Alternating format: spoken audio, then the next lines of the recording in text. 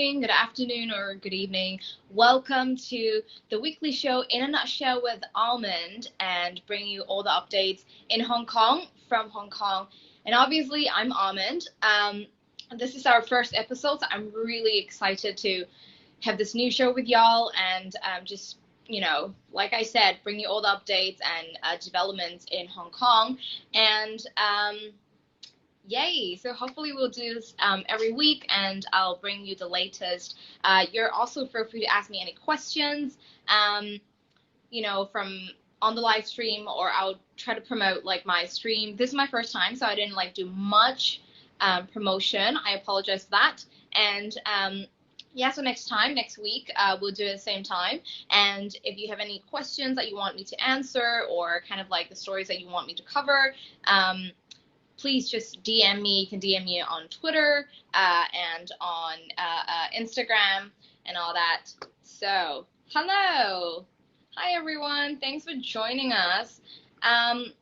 So, like I said, this is our first episode. So, I want to give you guys just kind of like a brief idea or an insight as to why this show is called In a Nutshell. Obviously, duh. It's my name. I hope you guys get the pun. I'm really not punny most of the time. So I'm really glad that I came up with this show name. So like I said, I'm Almond, and that's why it's called In a Nutshell. And I'm really excited to bring you all the updates from Hong Kong in a nutshell. I know I won't go into like the nitty-gritty details. I mean, of course, you're welcome to ask, but I'm not going to give you that. So everything would be in a nutshell.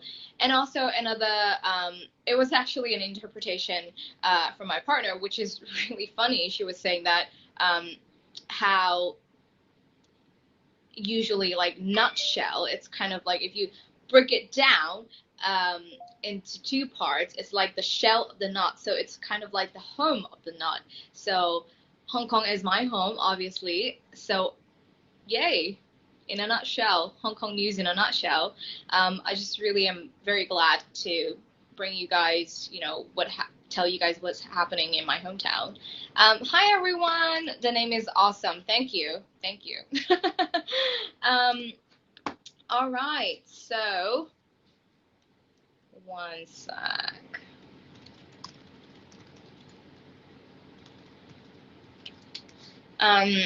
Yeah, so I'm sure everyone has heard of the big news, obviously, with the US sanctions, especially those who are in the US, based in the US. Excuse me. So other than that, I just want to kind of like also summarize other like big news in Hong Kong for you guys. Well, let's get to US sanctions first. The US sanctions, so Washington imposed sanctions, announced sanctions against almost a dozen, so that's 11 officials from Hong Kong and the mainland. So that includes our chief executive, Carrie Lam. So chief executive, it's basically our leader. It's kind of like the president of the United States, but or maybe I should say it's more like a mayor, like New York mayor or something like that. So that includes like top officials in Hong Kong and in the mainland. Hello, Artie. Yes, COVID numbers are definitely, exaggerated. Sorry, I misread that. Well, I don't know about that. I guess I'll just listen to what the CDC or other like university polls that have been doing the counting. I guess I'll just rely on that for now. But feel free to, raise any questions. So like I said, the U.S. sanctions, one of them, so basically the reason why I'm sure those who are in the U.S. would have been similar, like you guys have been following those news, they're sanctioning those officials for so-called undermining Hong Kong's autonomy, or kind of like the pro-democracy movement. And they, according to, I mean, so far the sanctions details have been quite brief, and we don't know exactly what that means, like whether that means they, or the scope of it actually. So they're, from what we know for now, their assets in the U.S., those officials, if they have any assets in the U.S., they will be frozen. That's what we know right now. So one of the officials being sanctioned is Beijing's representative in Hong Kong, Luo Huining, and he said that, well, I don't have any assets in the U.S., and he even talked about how he would send $100 to the U.S. to Trump so that he can freeze the assets. So, I mean, someone can look at it as a joke, but that's obviously how you can also see like how tense the relationship between China and U.S. is right now. And other, including our chief executive Carrie Lam, she was actually posting on Facebook yesterday. If you just search Carrie Lam on Facebook, I mean, her post is in Chinese, but basically what she said was she would cancel her U.S. visa, which is due to expire in 6 years. Yeah, 2026. She said that you know, she's not interested in going to the U.S. anyway, so she'll cancel her visa. There have been rumors that Carrie Lam's son, her younger son, was studying a PhD at Harvard. So many have been. There were online rumors saying that, well, what is going to happen to her son now? Because, like I said, we don't know the scope of this sanction. So it's unclear whether like these officials' family members would be affected by the sanctions as well. If it applies, the sanctions also apply to their family members, what does that mean? Like, will her son be, you know, removed from the U.S., or would he be if he can actually continue his studies in the U.S., or what's going to happen, we don't know. They're just rumors so far. I don't see, let me check if the Hong Kong government have responded to this, but not that I'm aware of right now.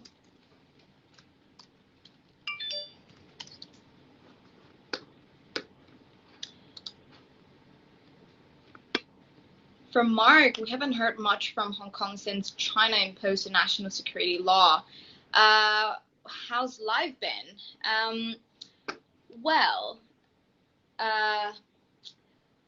yes, so the national security law was imposed in around June, end of June, I believe, if I remember correctly.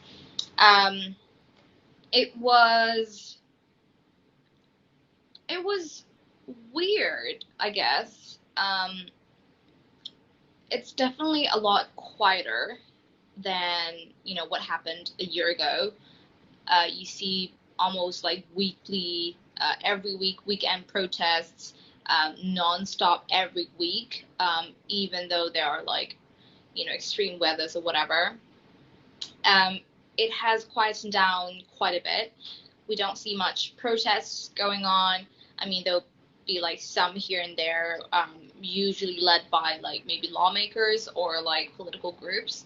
But we don't see much like sporadic kind of protests going on in the city. And also, just so you know, if anyone is not aware of that, so one of the very famous or popular protest slogans, also like cited by so many international media, was liberate Hong Kong, revolution of our time. So the government actually announced just a couple of days later, like after the NSL was enacted, the government later said this protest slogan would be banned because it implies subversion of state power. So they're saying that the word liberate kind of carries a meaning of you want to like change and uproot the power, basically. Hi, Ellie. Yeah, so this is kind of like the latest development in terms of protest in that sense. Um, yeah, it's been quite quiet. Um, and I guess it's also like the pandemic because it's cases are surging in Hong Kong as well. So um, that has definitely like hampered some of the movements and protests and whatnot. And I guess also like, I mean, it's just my personal observation and opinion is that, you know, we're Hong Kongers are kind of trying to navigate through this national security storm. Like we're trying to like find our position, so to speak. Like how can we do things without getting into like serious trouble and like not taking such big risks. I mean, like definitely people know that they will be taking a risk eventually if they're like taking part in protests or whatever. But you know, how do we minimize the risks is what people are focusing on right now. Hi, hello from Hong Kong. Ronald, is it? Hello. Thanks for joining us. Do correct me or let me know if I missed something out. I mean, but like I said, this is in a nutshell, Hong Kong update in a nutshell, so I'm not going to go into like all the details. So yeah, going back to U.S. sanctions, it was just a couple of days that have been announced by Washington, and Beijing and Hong Kong officials and politicians, pro-government, pro-Beijing parties have come out saying, you know, that there have been like huge backlash from these groups saying that, you know, Washington, stop poking your nose in our business. It's really none of your business here.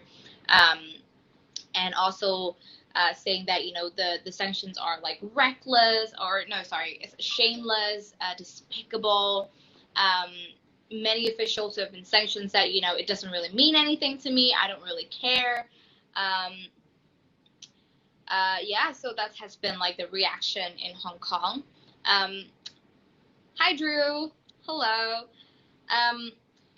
Yeah, I mean, we haven't seen much like international reactions so far. And it's also unclear will other countries follow the U.S. footstep in terms of like, you know, imposing sanctions and whatnot on Hong Kong officials. There have been talks, you know, some while ago in maybe the UK or Europe, but it's really unclear right now. I mean, there's no clear indication that other countries would do the same. And also, like, the U.S. is kind of like the, you know, the leader in this, in many things against China and against, well, to be more specific, the Chinese Communist Party, especially under the leadership of Trump. So that's that. And also earlier this week, 24 pro-democracy activists actually have been arrested and charged with taking part or organizing an illegal or unlawful assembly back in June.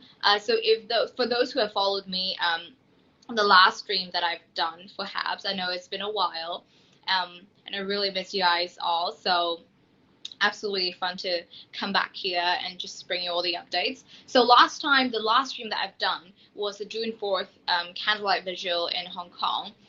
So interesting point is that the vigil was actually banned this year, which is the first time in so many years, in decades. So every year, and Hong Kong is known as the only place allowed in the PRC to be able to like hold this kind of memorial ceremony for the Tiananmen crackdown. So it came as a surprise when police and authorities actually decided to ban the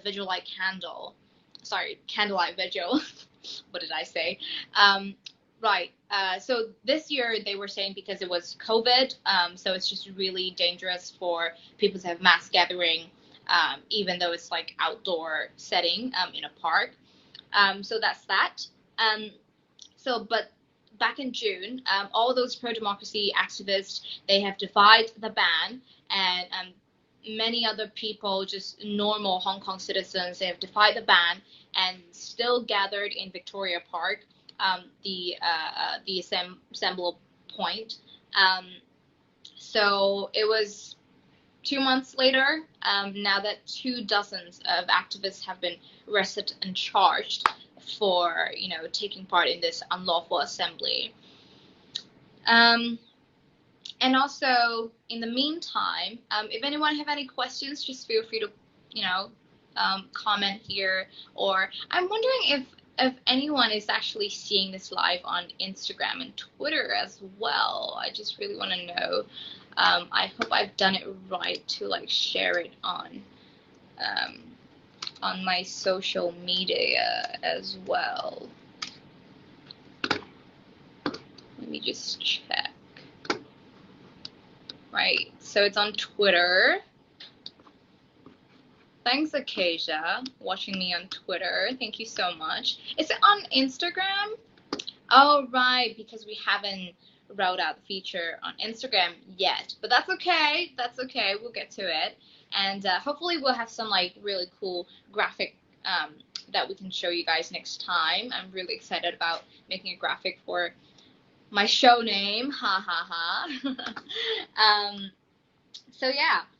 Anyways, other updates on in the political front is that the Beijing's National People's Congress Standing Committee, which is like the Chinese Parliament sort of thing.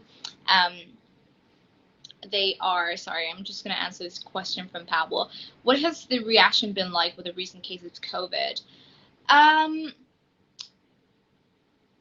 There are different reactions from different aspects. In the business side, people are angry, especially those who have to close down their business, or so restaurants have been asked to like stop all the dine-in service starting from like nighttime, so people can't do like dine-in dinners at restaurants, but you can still do it for like lunchtime or breakfast.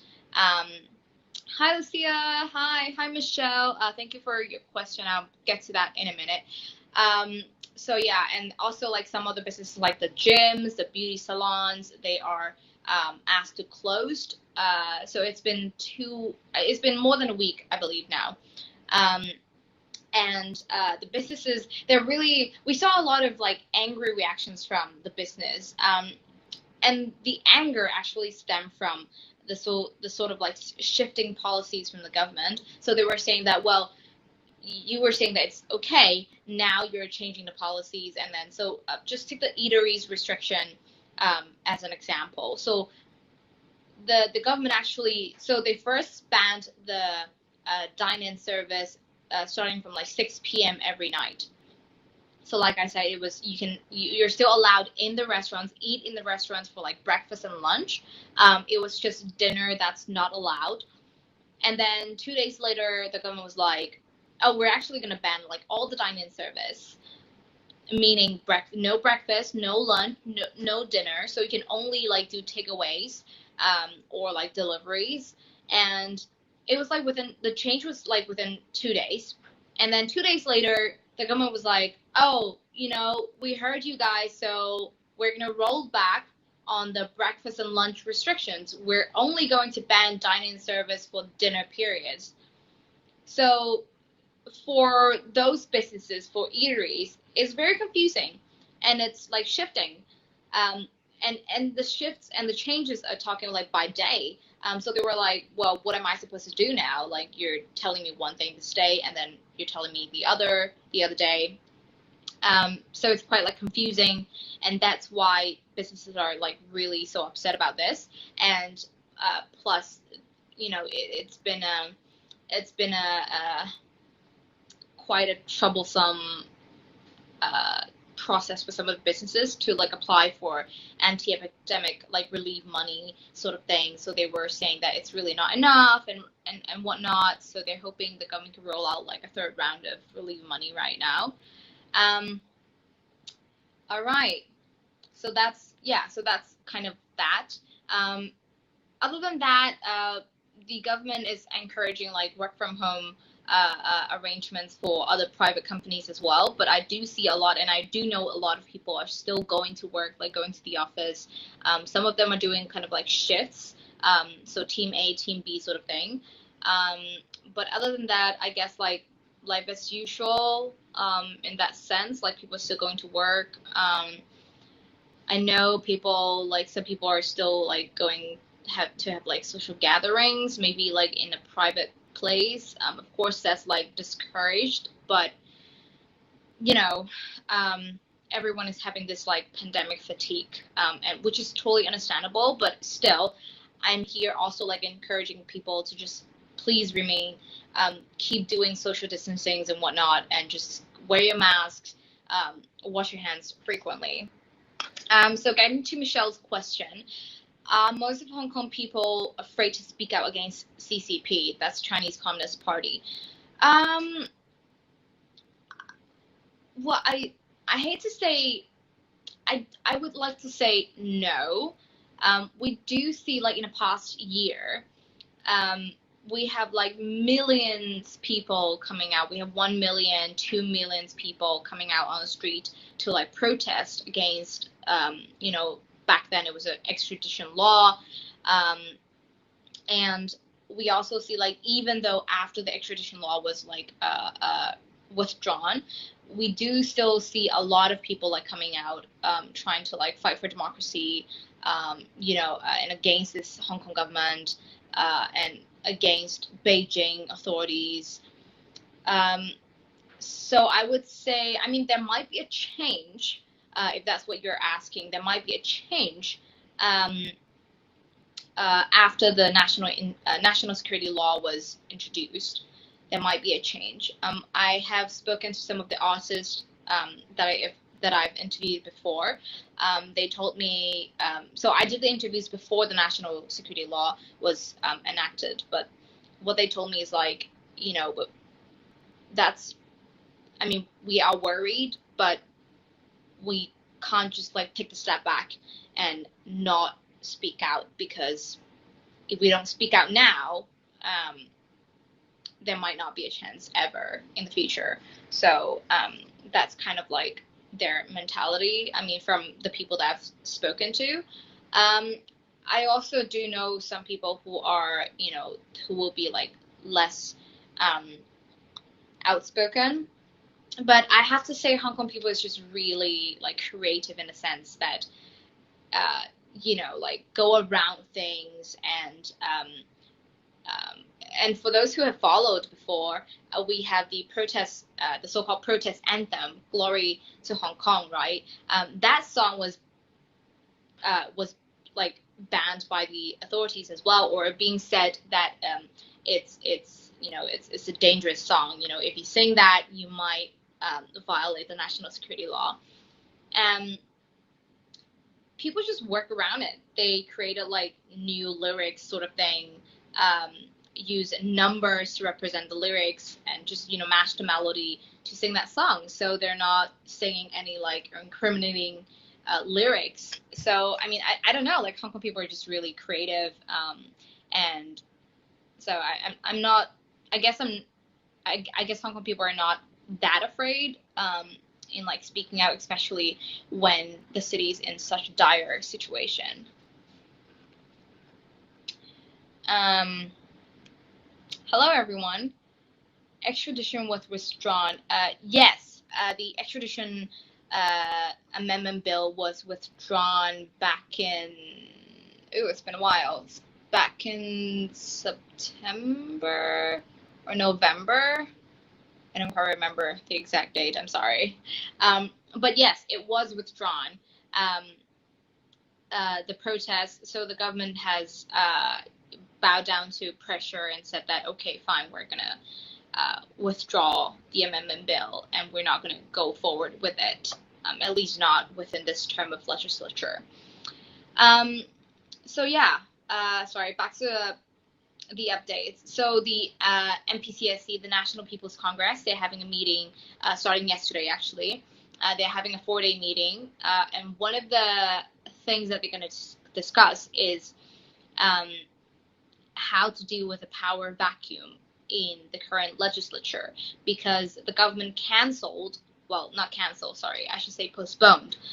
The government postponed the our legislative council elections for a year due to the pandemic. So there's questions hanging around, you know, what's going to happen? Are we just going to like extend the current tenure for 1 year, or are there going to be like a caretaker sort of legislature helping to handle, you know, policy making and, you know, the transitions in this year? It's still unclear as of now. So this is why Beijing's parliament is talking about it. The National People's Congress, they're talking about it right now. There have been other like pro-Beijing politicians or lawmakers saying that they will, they hope that those pro-democracy lawmakers who have been disqualified in running in the next elections, because there have been a nomination period, and some of the current lawmakers have been disqualified, and some other pro-democracy activists also have been disqualified in running. They said that, you know, so the pro-Beijing side was like, oh, if they have been ruled unfit to run, we shouldn't have them, even if they are current lawmakers. We should like strip their seat, strip their status as lawmakers, because they have been they have already been ruled unfit to become a lawmaker. So that's the argument there. Wow, it's been like almost half an hour already, and I still haven't got through the virus stuff. So other updates include just virus updates so far. Like I said earlier, cases have been surging in Hong Kong. We have almost every day like 100+ cases. That situation has alleviated a little bit these days. We have just double digits confirmed cases every day. I hate to use the word just, but that's the case here. Compared to like the US and everywhere, I mean, Hong Kong is not doing too bad, but this is considered the third wave of our outbreak. Our total cases has surpassed 4,000 already. So, I mean, we have had greater days. We have had like almost 2 weeks virus free streak back then, just a couple of months ago. But that changed all in a sudden. So some people have blamed, especially critics, have blamed the government's exemption scheme. So the Hong Kong government has exempted some individuals or parties to be exempted from like doing testings, virus testings, and also like being to have to undergo mandatory quarantine when they arrive in Hong Kong from somewhere else. So those who are exempted include like business people, like cross-border, like between Hong Kong and mainland, if they're providing like essential businesses during pandemic for Hong Kong. That include like crew members, like flight crews, or like ship crews members, and there were like thousands of them being exempted. They were not tested. I guess they might get tested, but they were not forced into like a mandatory 14-day quarantine. They were not. So they were kind of like going in and out of Hong Kong during that period of time. And that experts believe that could be one of the causes of the third wave of outbreak, which sees Hong Kong having almost like 100 cases every day, which is really sad. And early this week, Beijing also sent a team of like medical experts from the mainland to Hong Kong, which has raised some eyebrows in Hong Kong. There were rumors that these medical experts from the mainland, they are going to do the swab test for you with a virus test, and from that your DNA could be collected and used against you if like in any case against any dissent, basically. But that's a rumor, and the Hong Kong government and also the Beijing government has denied that, saying that it's just completely untrue. But there's still worries from Hong Kong people, not only about the whole DNA collection rumors, but also kind of just like on the quality. Medical professions here have said that, they're concerned whether these medical experts have the same qualifications and the accreditation to work in Hong Kong. So there are worries there, because there are different, we do have different systems in Hong Kong and the mainland. So people are worried that, are they exactly the same, or are they compatible and whatnot? So that's a worry. So these Beijing have sent these teams here. There are different teams. They have the virus testing teams, which aims to boost Hong Kong's testing capabilities to, from now we're talking about few thousands or even 10,000s a day that we're doing. They hope to boost it to up to 200,000 per day. It's unclear as of now how they're going to do it, or would they actually be able to do it? It's unclear for now. There's no concrete plan laid out for Hong Kong people, but that's the broad goal that they have presented. So yes, that's that. And then we have other teams who are coming to Hong Kong as well to help build these makeshift hospitals or temporary hospitals in Hong Kong to deal with COVID patients, or used as test centers or quarantine centers. So there are teams coming here to Hong Kong to help with those missions. And also the Hong Kong government announced a citywide free virus testing scheme across Hong Kong. So that's, of course, the government said, is with the help of the central government. Pablo said, meanwhile, our president wants to slow down testing. Yes. I mean, it's ironic, but, I'm in no way endorsing the idea of slow down testing. But what I'm trying to say here is that Hong Kong people do have, where I'm getting to is that this citywide free virus testing. So this is actually a voluntary scheme. They're not forcing anyone to do the testing, to take the tests. But if you feel like you're not feeling ill, or even if you are just healthy and feel fine, you can still go to one of those test centers to get the test, get swabbed, and to see if you have COVID or not, because there could be asymptomatic patients, right? So experts have applauded this initiative, saying that, well, it's a good thinking, because it's really important to test everyone and do mass testing, basically, just like experts in the US have recommended to the president, and also just in general to authorities, which of course have been downplayed.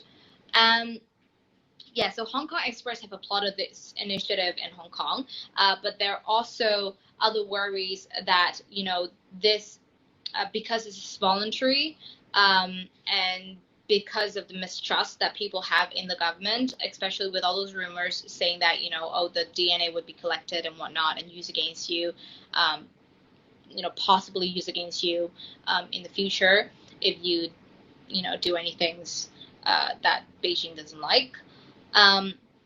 So it's unclear, how some people would volunteer to, go to those test centers and get swabbed and get tested. So that's that. One is the effectiveness, because that's voluntary.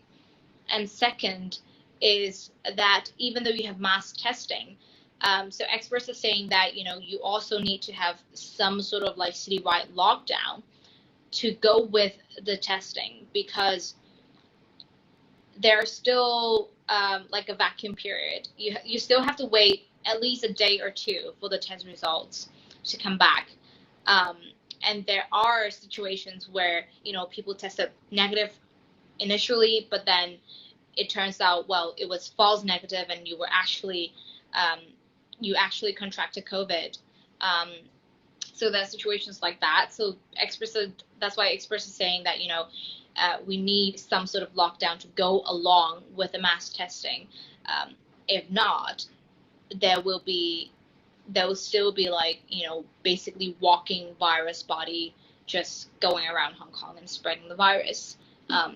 So that's what the experts have recommended. Yeah, so that's pretty much that I have for the weekly update. If you guys have any questions, please feel free to ask, or any comments, or suggestions for me.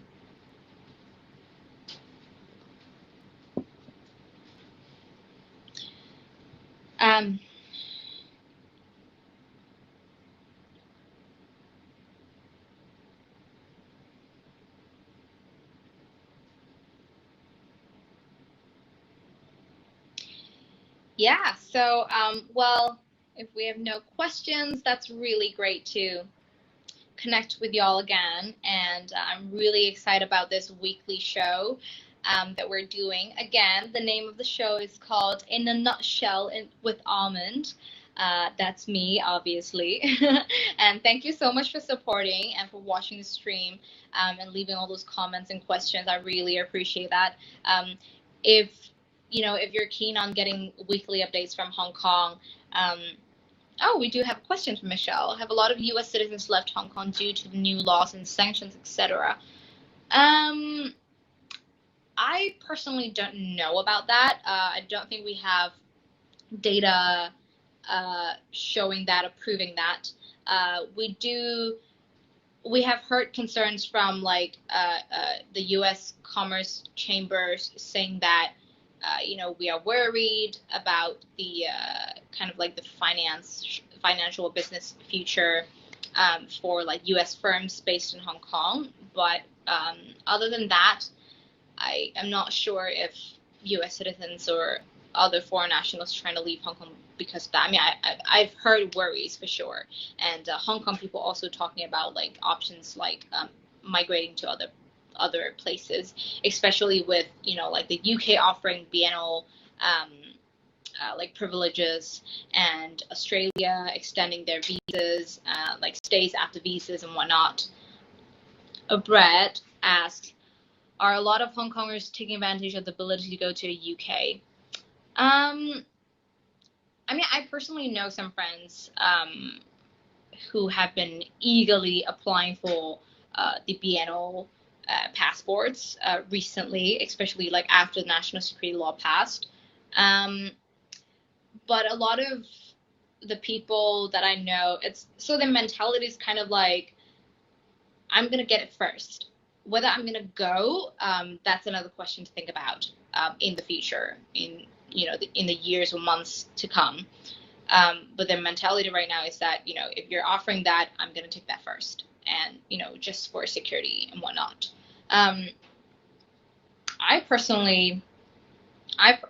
My personal view on this, on how you might be able to get like residency in the UK or even citizenship in the years to come with a BNO passport, is that I'm not particularly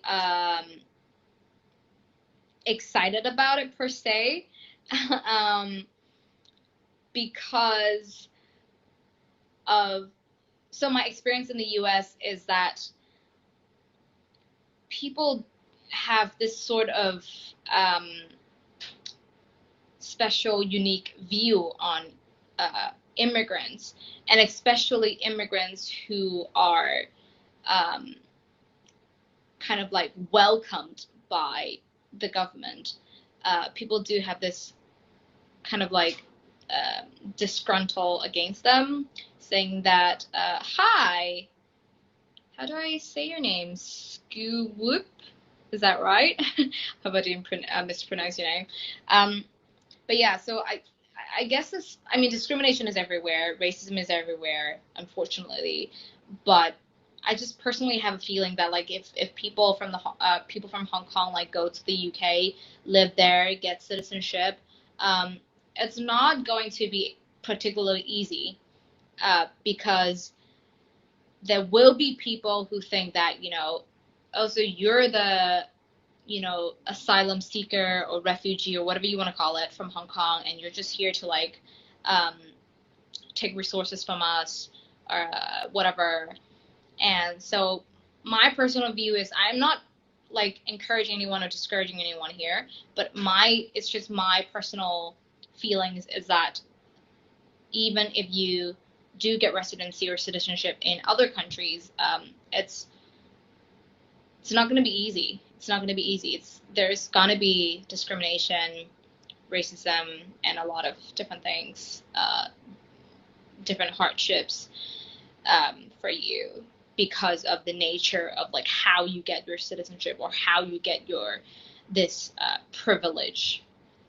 So that's my take on that. So yeah,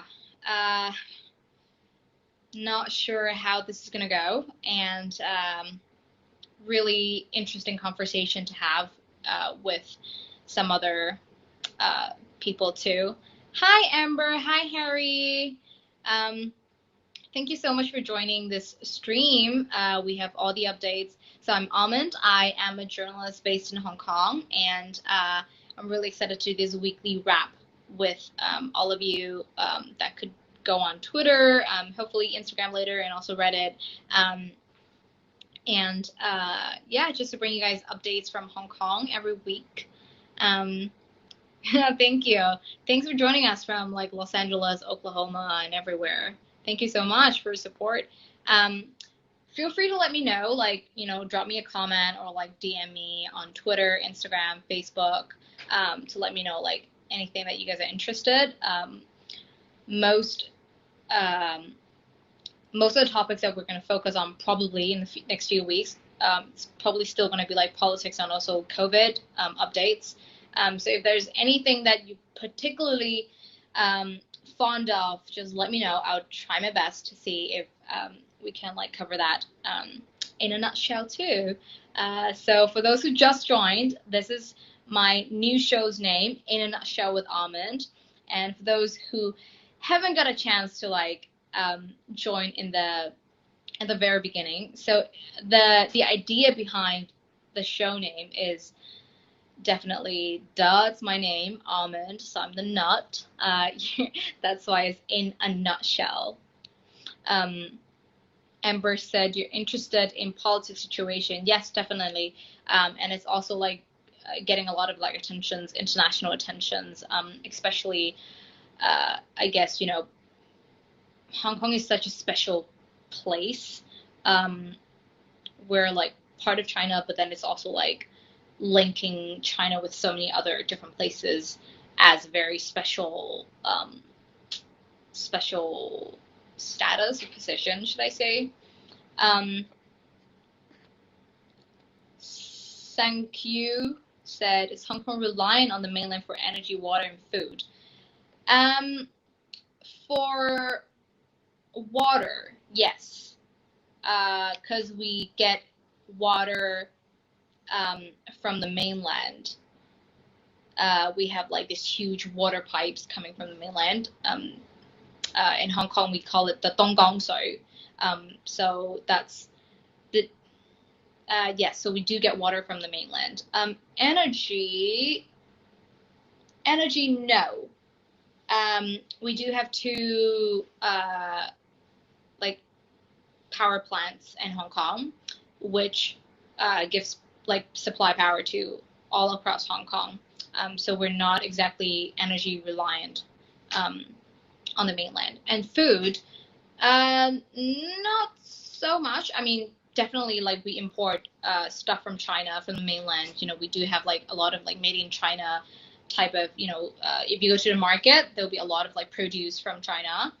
Because it's just near, right? Especially if you go to like fresh food markets, a lot of it are going to be local produce or those from the mainland. And also like if you're, poultry and whatnot, then those are probably going to be from China. But there are also Hong Kong, like I said, Hong Kong is just very international. And so they do a lot of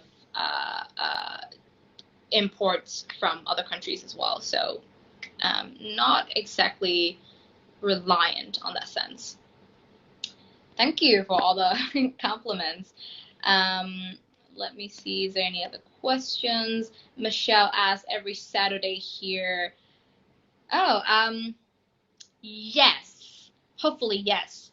I'm trying to get it as like regular and constant as I can. I do have a fluctuating work schedule, so I'm trying to like get it as regular as I can as well.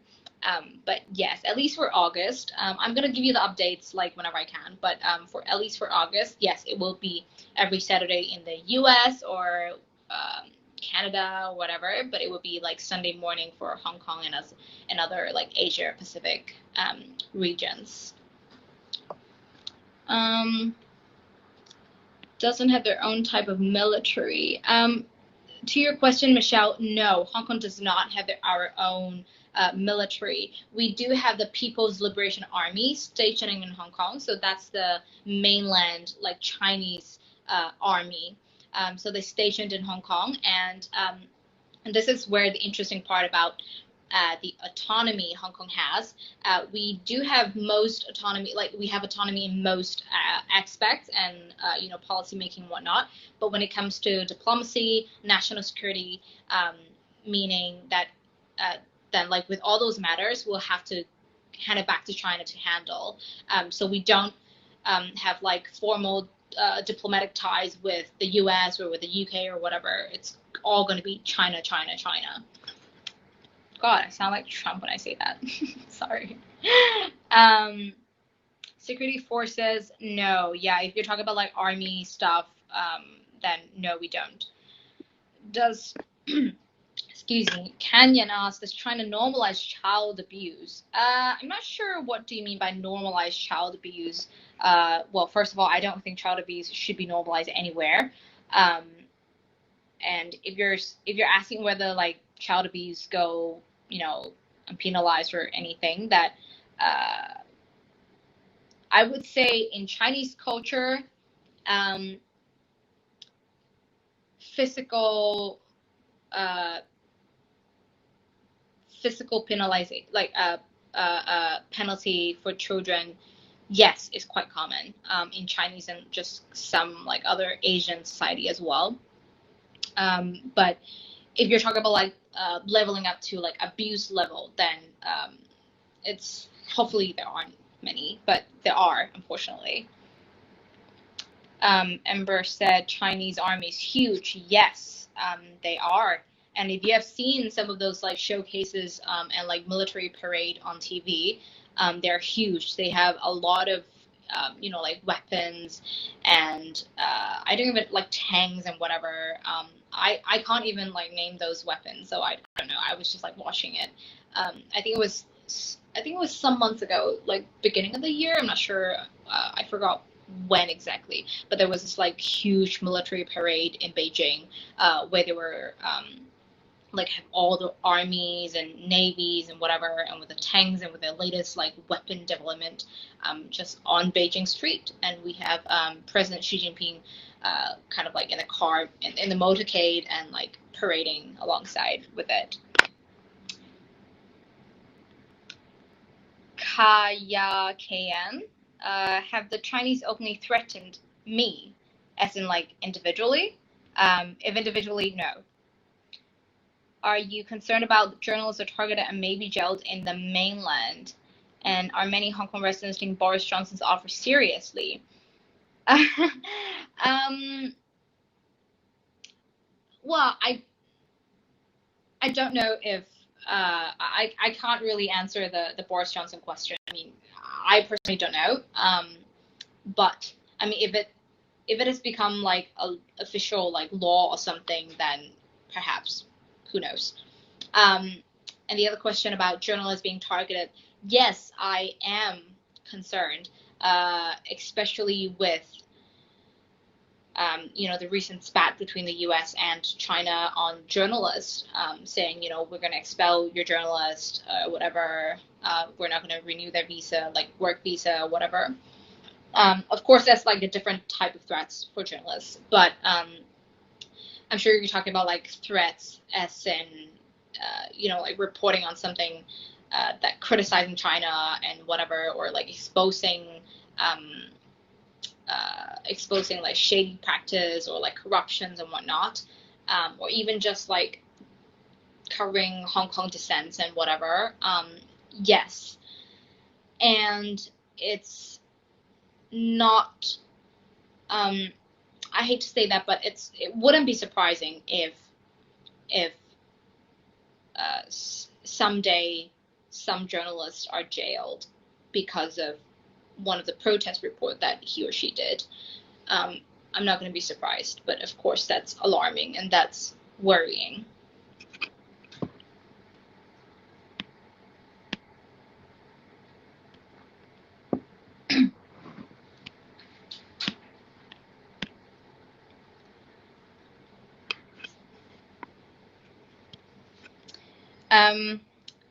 So just one more comments that said Hong Kongers are not allowed to leave without Hong Kong's government the government's permission.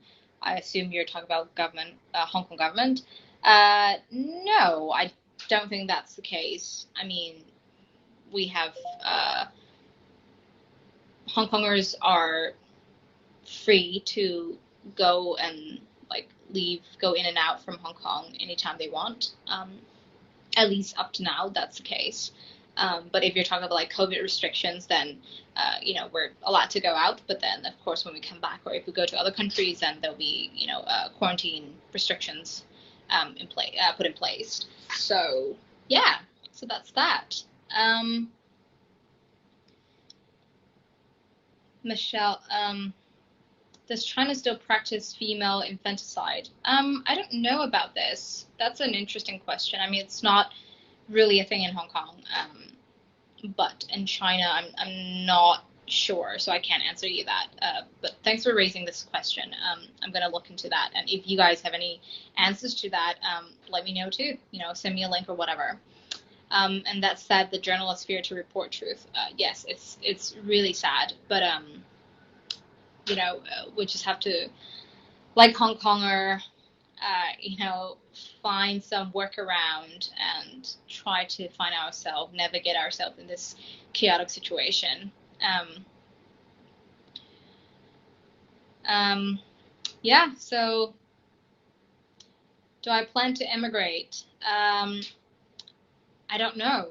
I really don't know. I think to me, Hong Kong is always my home.